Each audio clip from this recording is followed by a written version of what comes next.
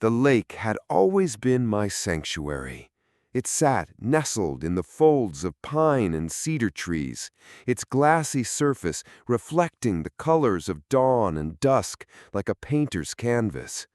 For years, I'd worked through long nights, endless stacks of legal briefs, and the grinding politics of the courtroom with one thing in mind: that cabin. It wasn't just lumber and nails to me. My father had started building it with his own hands before he passed. I finished it myself, board by board, hammering in grief and nailing down memories until the place became more than a cabin. It was home. It was history, and it was where I went to remember that beneath the black robe of a judge, beneath the gavel that commanded silence, I was still just a man. But the Homeowners Association saw it differently. The HOA in our lakeside community had a president who was known by a single word: Karen. She wasn't appointed, she wasn't elected, she declared herself. And through her relentless bullying, manipulation, and endless legal threats, she kept herself in power. People whispered her name like a curse, but no one dared cross her, except me. I'd already had my run-ins with her, mostly over her ridiculous rules. No fishing on Sundays, no boats tied overnight, no pets near the lake. I had ignored every one of them. My land, my lakefront, my rights. That drove her mad. But nothing prepared me for the night the fire swallowed everything. I had been at the courthouse late, finishing depositions. When I drove up the gravel path to my cabin, smoke hit me before I even saw the flames. The pine needles crunched under my tires, the crackle of fire grew louder, and then, there it was, my cabin, the heart of my life, wrapped in an orange inferno. The flames licked at the black night sky. Beams collapsed, windows shattered, sparks leapt from timber to timber like devils dancing in celebration. My throat caught, my hands gripped the steering wheel, but my feet moved before my mind did. I ran to the porch, tried to get inside, but the heat drove me back. All I could do was watch, helpless, as years of work, memory, and love were consumed in minutes. Neighbors gathered at a distance, their faces pale with fear. Some whispered, some pointed, but none stepped forward. The fire department eventually came, their hoses cutting against the inferno, but by then it was too late. When the smoke thinned and the ember smoldered, all that remained was a charred skeleton where my life had once stood. And then came the cruelest sound of all: her voice. "Well, I did warn you." Karen stood at the edge of the gravel road, her arms crossed, her pearls glinting in the faint glow of the fire truck's lights. She looked satisfied, smug, and when our eyes met, she didn't flinch. She only smirked and said loud enough for others to hear, "If you'd followed the rules, maybe this wouldn't have happened." The fire marshal's report later confirmed what my gut already knew. It was arson. Gasoline, accelerants, footprints leading from the main road. And while no one saw her strike the match, everyone knew whose hand held it. But Karen was clever. She didn't get her manicure dirty. She had a way of pulling strings, manipulating neighbors, and twisting the truth until she always slipped free. I didn't. Not this time. The morning after, I stood in the ashes, soot on my shoes and grief heavy in my chest. My neighbors approached me in ones and twos, shaking their heads, muttering condolences. But not one dared speak Karen's name. Fear had its grip on them too. What Karen didn't know was that she hadn't just burned my cabin. She had lit a fire inside me. And unlike hers, mine wouldn't consume wood. Mine would consume her world. You see, I wasn't just a man with a cabin. I wasn't just a homeowner. I was a judge. And in just a week, my docket carried a civil case that bore a name I never thought I'd see in my courtroom: Karen Whitfield, HOA president. When I first saw her name on the list months ago, it was almost amusing. A property dispute between the HOA and one of its own members. Some poor family she had been extorting with fines and fees had fought back, and somehow it had landed on my bench. But now fate had delivered her to me, handcuffed. I didn't need to fabricate anything. She had already hung herself with her own rope. All I had to do was hold it. The courthouse on that morning was colder than usual, the marble halls echoing with the shuffle of shoes and the nervous chatter of lawyers. My robe felt heavier on my shoulders as I stepped into the courtroom. I carried with me not just authority, but ashes, the memory of what she had taken from me. The bailiff called the case, and the door opened, and there she was. Karen walked in with her usual arrogance, pearls strung tight around her throat, a smirk that said she still believed she ruled the room. Her lawyer trailed behind her, a younger man who looked more terrified of her than of me. She took her seat at the defendant's table, glanced up, and froze. Her smirk faltered, her eyes widened. She hadn't checked the docket closely enough to know who her judge would be. She hadn't realized the man in the robe was the same man whose home she had reduced to cinders just a week earlier. I didn't move. I didn't blink. I simply stared, letting the silence stretch until she squirmed. The gavel struck, and the fire she had started was about to return, not in flames, but in justice. The courtroom was full, more full than usual for a civil hearing. News of Karen's antics had a way of spreading, and plenty of neighbors who'd been bullied into silence before were now sitting in the gallery, their faces lit with a strange blend of hope and fear. They had come to see if the tyrant who ran their lives like a dictatorship would finally meet her reckoning. And she knew it. Karen shifted in her seat, her lawyer whispering hurried words in her ear, but her eyes stayed locked on me. She had spent years controlling people, bending them with her threats, her phony letters, her staged citations. For once, she had no control.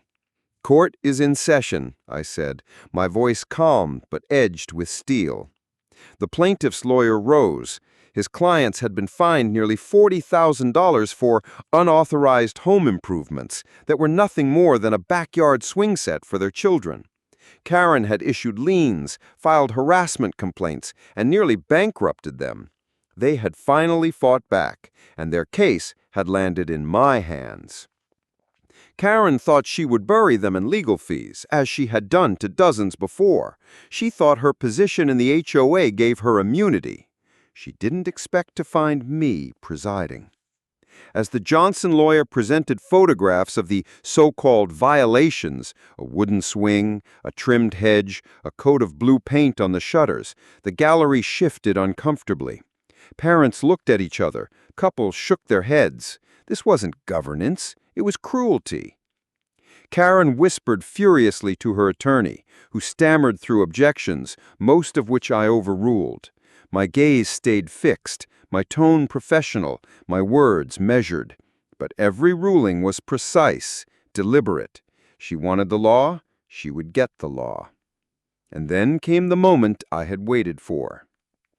"Your Honor, we have obtained copies of internal HOA emails through discovery." He shuffled his papers, his hands trembling slightly as he held up the stack. "These emails, authored by Miss Whitfield, show intent not only to extort the Johnsons, but a documented pattern of targeting families across the community for personal gain." Karen's head snapped up. "That's private correspondence," she barked, forgetting herself. The gallery erupted in murmurs. I struck my gavel once. "Quiet in the courtroom." Then I turned to her, slow and deliberate.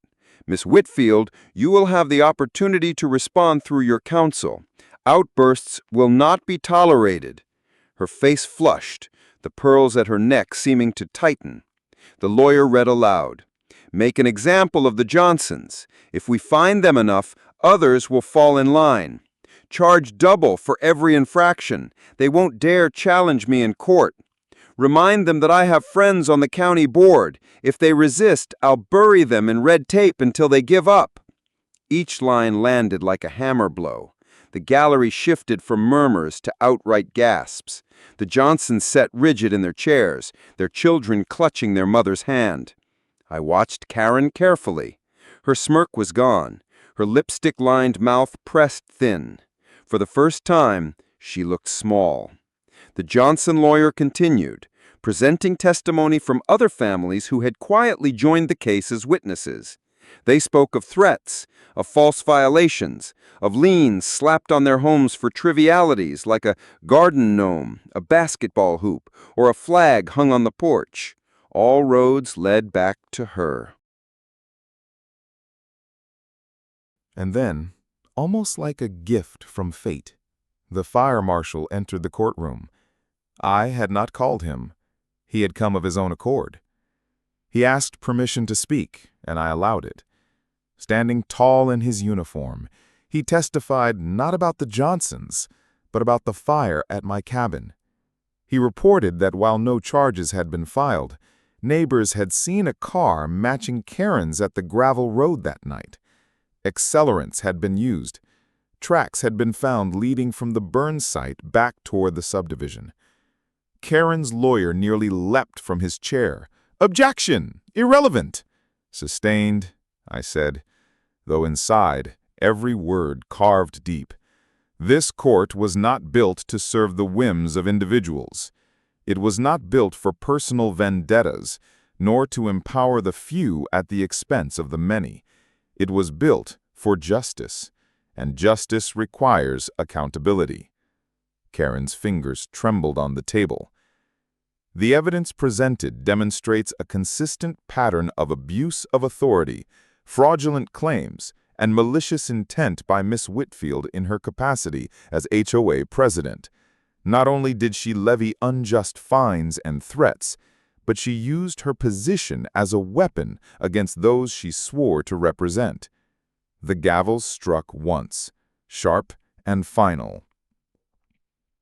This court finds in favor of the plaintiffs. The Johnsons' fines are voided.